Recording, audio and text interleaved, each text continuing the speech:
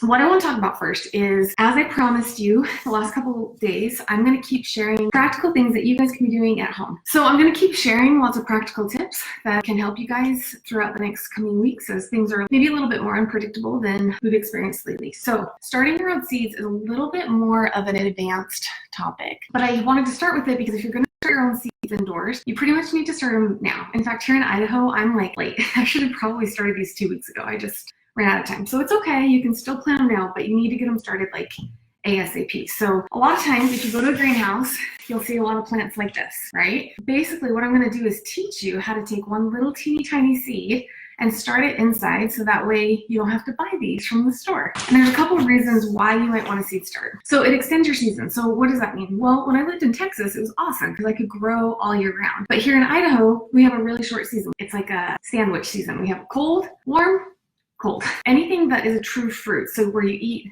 like I know we think they're vegetables, but they're actually fruits, peppers, tomatoes, cucumbers, any of that kind of stuff, you're gonna wanna start the seeds indoors because you can only plant them outside once the last chance of frost has passed. So in Idaho, that's around Mother's Day, but that's gonna be different for every other zone. And I would even say my part of Idaho. So I'm zone 6B, just Google what zone is, enter the name of your city, and you can find all those guides. So by starting your seeds indoors, you give yourself a head start because let's say Mother's Day, you take a tomato seed and you plant it outside. By the time it gets too cold to keep growing, you might get like one tomato. So starting your seeds indoors gives you a head start. So then once it's warm enough, you plant your transplants outside and you get more fruit. I'm going to show you here in a second how we're going to use heat mats and light and things like that to germinate that seed. Because you're controlling the environment, you're making sure it's a consistent temperature. You're making sure there's no weather conditions, or if you get a hailstorm, that's going to kill off all your little tiny seedlings. So starting it inside is going to help you control and have better germination rates. So when you plant a seed, there's a better chance it's going to sprout, as opposed to if you planted a garden before. Sometimes I'll plant seeds outside and I'll be like, what the heck? How come nothing's growing? You can select the strongest plant. Just like in a family, you have different children with different genetics. One's really good at math. One's a really good athlete. Different seeds are going to have different genetics too. So you buy a little seed packet at the store and one of those might be the strongest plant. So by starting your seeds indoors, you get to pick the best looking one, and that's the one you plant in your garden, or the best 5 or the best 10 or whatever the number is. And so when you start your own seeds, even going to a nursery, usually you see the same kind of stuff everywhere. You get to, like, there's hundreds of thousands of seeds out there, and you get to determine what you want to grow in your garden. So for example, this year I'm going to do white tomatoes and blue-green tomatoes. I wouldn't have been able to find those in the stores. It saves you money. Now, the first year you do it, I'm going to show you some of the supplies you need. You'll spend a little bit, but probably still wouldn't spend more than if you went and bought transplants, right? These are anywhere from $2 to $4 a piece. They'll last you years. And then the last reason you'd want to start your seeds indoors, it prevents pests and weather damage to young seedlings. So young plants are delicate and seeds are super appealing to birds. And so when I was a new gardener, I would plant my seeds. All of a sudden I'd go out and all the birds have like ravished it, or little insects like to eat them, or like a hailstorm comes through and your plants are young and fragile and it kills them. So starting your plants indoors protects them from weather damage and birds and pests. Okay, so what are the supplies that you're gonna need? And I'm gonna actually show you guys since I'm starting my actual seeds here. So you're gonna need some soil. Here's the thing, and by the way, I've linked all this stuff in the PDF, so you don't have to go Googling and searching for it. It's all right there. Most of it's from Amazon. This is the soil that I like. It's the black gold. You can't see this very good because they must have had it outside. This is seedling mix right here. It may also say seed starting mix. You need to start your seeds with a seed starting mix. You want the medium, meaning the soil, to retain water beads, be disease-free, and have a fine texture. And the reason you want a fine texture is because you don't want the water to just go right through it. You want it to retain that moisture. We want soil that will maintain the water inside of it. Another good brand is Dr. Earth Root Zone, but I don't have any of that here. It's more expensive. So what I do is I get the black gold like I just showed you, and then I like to add, and I never say this right, mycorrhizae, I think is how you say it. It's an organic, and what it does is it adds really good, healthy bacteria into, it's like a little bit of fertilizer, and it has beneficial microbes. And so the beneficial microbes are like the immune system for the plant. It allows the plant to deal with more stressors. Once you introduce it outside, it'll grow better, and it'll be more resilient to other non-beneficial organisms. And I'm gonna show you how I do this here in a second. I get a bowl out, I pour in my starting mix, I pour in a little bit of this, sprinkle all around, and then I'm going to put it in my trays. The other thing you can use, if you don't want to mess with the soil, you can get little peat pellets like this. I got this at Walmart, I think it's like $8. How these work is you just put the seed in there, add water, and naturally it just works. You just add water to it. That's a simpler option. If you want these little pellets aren't super sustainable, and so I don't know, they're not my favorite. It's cheaper to just use soil. So if you're going to use soil, again, I got this at Walmart. I think it was $5. You want to just get a tray with all these little cells in there, and you want to find one that has a lid like this. See how there's holes? Well, I don't know if you can see that very good, but there's holes in the bottom there, so the water will drain out. You put that in the tray, so then you can water from the bottom, and then you put this on top to maintain moisture. So you've got your own little greenhouse dome. How do I know when to start?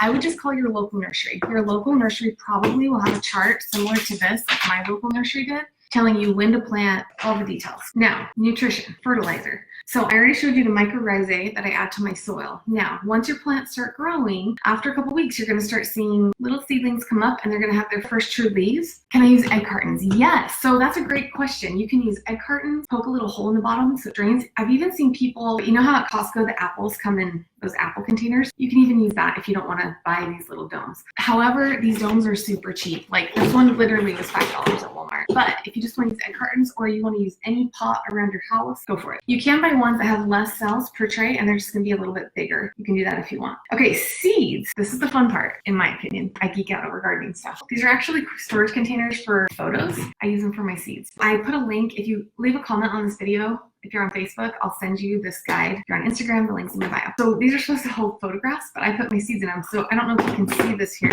Hopefully I can show this without these all falling out.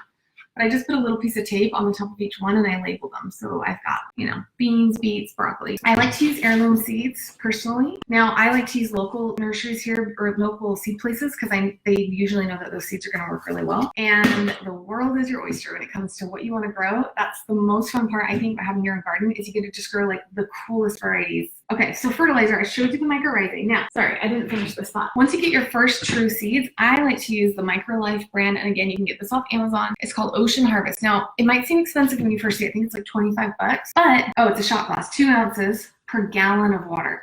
So this one I've had for like 2 years and I have a massive garden. So I spray this on everything. I spray this on the roots when I transplant into my garden. I spray this on my seedlings. I spray it on my fruit trees. I spray it on my flowers. This stuff is amazing and it's all organic and it's like, I don't know what's in it. It's kind of stinky. It smells like fish. Good magical liquid stuff.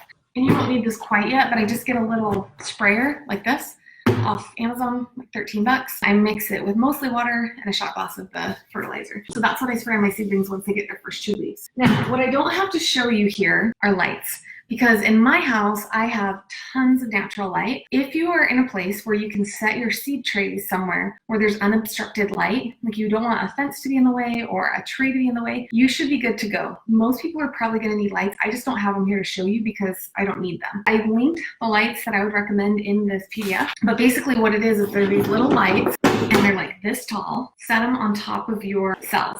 So that way, what will happen, your plants will get the light that they need. The number one problem with seedlings is light. It's so important for these little tiny beady plants. But my plants are super leggy, okay? And what we don't want are like big, tall, supermodel plants because what that means is that the plant was looking for light and it stretched really, really far to try to find the light. So you want your plants to be short and stocky like softball catchers, right? You want to make sure, like ideally you want to get 12 to 15 hours of light a day. I hope I can get that at home. I just didn't want to invest in the lights, but if you don't have a place where you're getting, I think it's south facing light, you're going to have to buy lights. If you're going to use lights, it's probably best to keep your lights on 24 hours a day until the first set of true leaves is up here, and then you can like turn the lights off when you're sleeping. But what you don't want is for that little seedling to pop up and say there's no light, and then it doesn't survive. Okay, now heat mats. And I'm almost done explaining, and then I'm gonna actually show here in a second. Heat mats are really important because you need your soil to be a certain temperature in order for the seed to have enough energy to break out of its shell, or the plant to break out of its shell. It needs to have heat. So I bought these off Amazon. Now the thermostat is actually pretty important because you don't want your soil to get too hot either. And most seed packets will tell you what temperature it needs to germinate. It's usually about like 75 to 85, I think, degrees, but read the back of your seed packet, it will tell you. It's like 2 different parts, okay? You have your thermometer here, and then you have your heat mat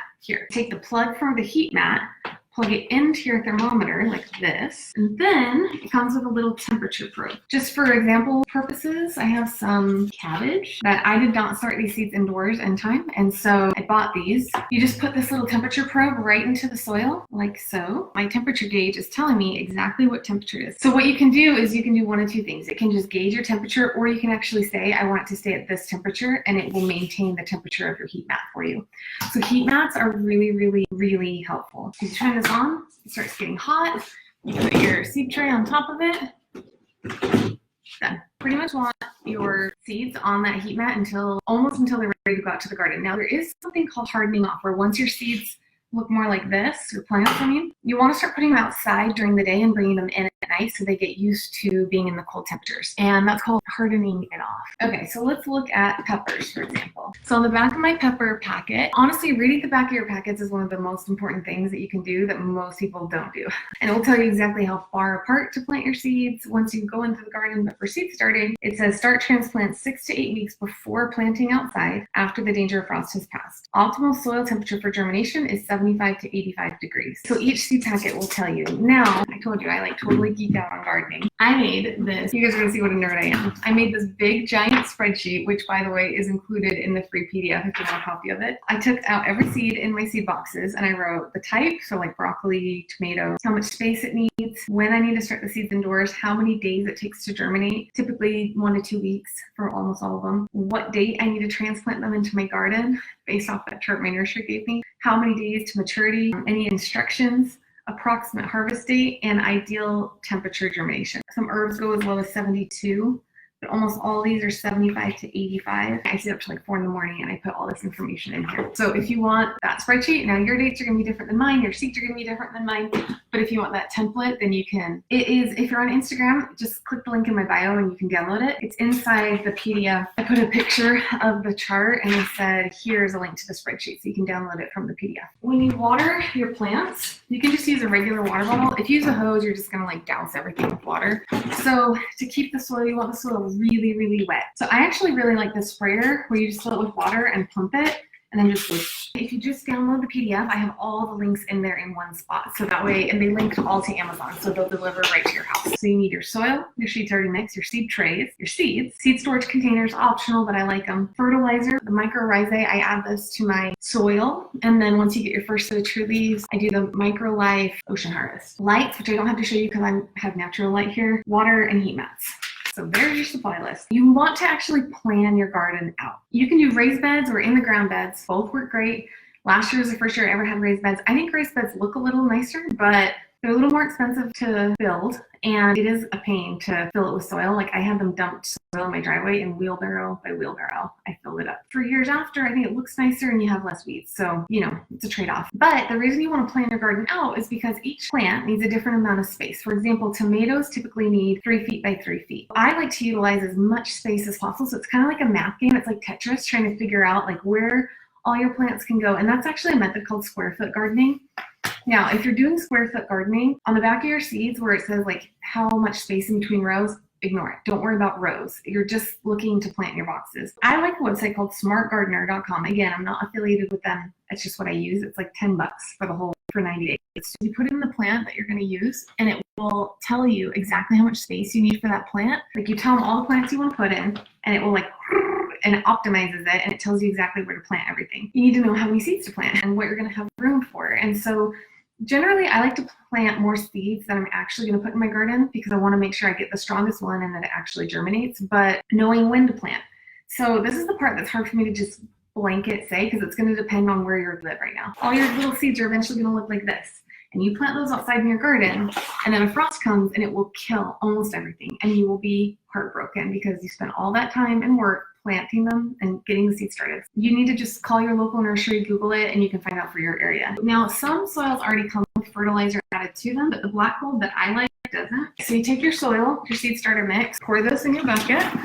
The seed starting soil is like very loose. It's not compact. You can't use potting mix. If you do, your seeds won't germinate. You need to get seed starting mix. So then what I'm going to do is take my fertilizer that I can't pronounce the name of ever, and you just sprinkle like that much. You don't need a lot. So that was maybe, I don't know, a tablespoon, 2 teaspoons. You just mix that all around. And again, that's going to add all the good, healthy microbes into your soil. Once it breaks through the casing of the seed, then it needs food. And so that's just going to continue to feed your plant. You're just going to put your soil into your trays.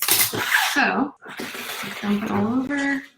Try not to make too much of a mess here in my kitchen. Here in a second, so you want the soil to be packed down into each of the cells. Once you have soil in every single cell, now I'm going to show you a little trick. Okay, so you can see how the soil is just kind of on top. I want my kids down to all over now. Take your second one and put it on top. And just